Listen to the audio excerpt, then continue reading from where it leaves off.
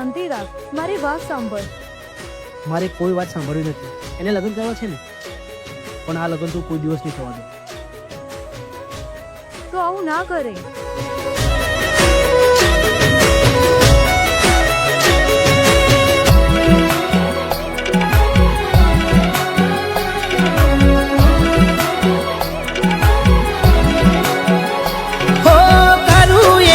Phone ને વળતો જવાબ દેતી, કેવી નીકળી તું મને જોવાય નથી માંગતી.